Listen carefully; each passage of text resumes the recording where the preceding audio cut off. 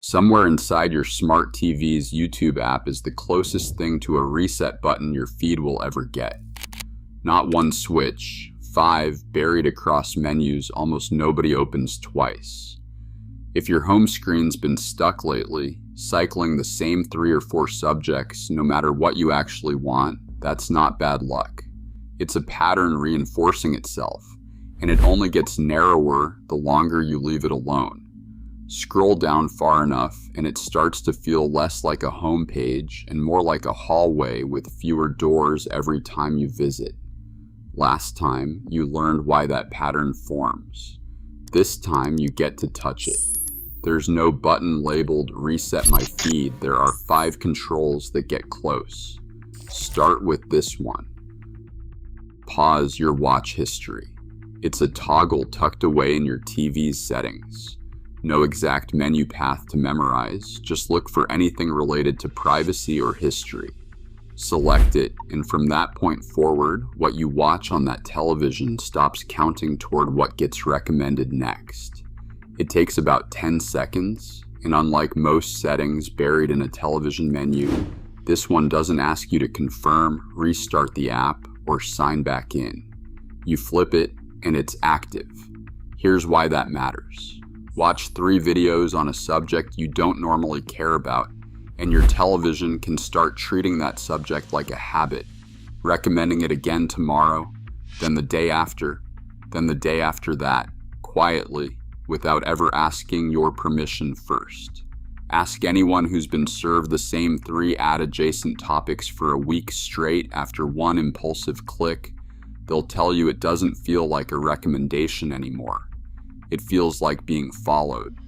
Parents see it happen with kids' accounts constantly. One dinosaur documentary, and suddenly every recommendation for the next month is dinosaurs, whether the fascination lasted a day or a year. Pausing interrupts exactly that.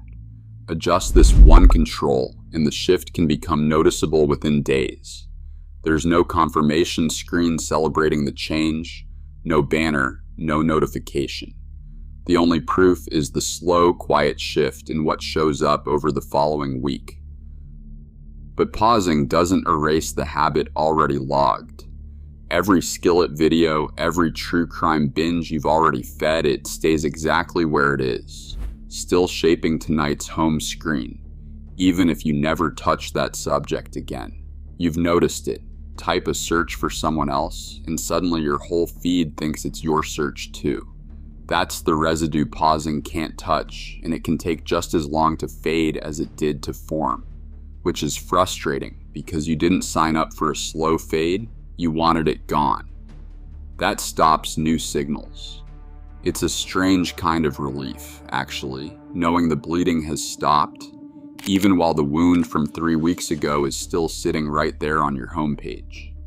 The next problem is everything that's already sitting there.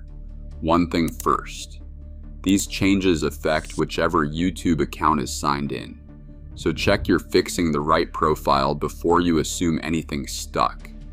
Your TV gives you exactly one tool for the history that's already there, and it's a blunt one. A setting that wipes everything in a single motion, including plenty you'd probably have kept. You don't want that. Good news, that precision lives one level up. In your account's activity settings, not on the TV. Phone or computer, delete individual videos instead of the whole thing. Same account, more control. But even after fixing your watch history, another signal is still influencing the feed. Who you're subscribed to, the one nobody thinks to check. Your feed might still be listening to a version of you that doesn't exist anymore. Subscriptions count as an ongoing signal, not a one-time click, long after you've mentally moved on. Think of the fitness channel from January, full of good intentions, untouched since February. It's still there, still feeding recommendations, built for a person you used to be. Multiply that across every channel you subscribe to on a whim, and that's why a feed can feel frozen months behind you. Your feed doesn't just remember what you watched, it remembers who you were watching it as. Pausing and clearing history never reach it. The fix is almost embarrassingly simple, which is probably why so few people bother with it. Open your subscriptions list and unsubscribe from anything that no longer reflects what you actually want recommended. It won't undo what YouTube already learned from the watching itself, but it removes a signal that can otherwise stay active every single day you leave it in place. Small action, real effect. One less outdated version of you still casting a vote. Do this once every few months. A quick scroll through the list, and the feed has far less outdated material to work with.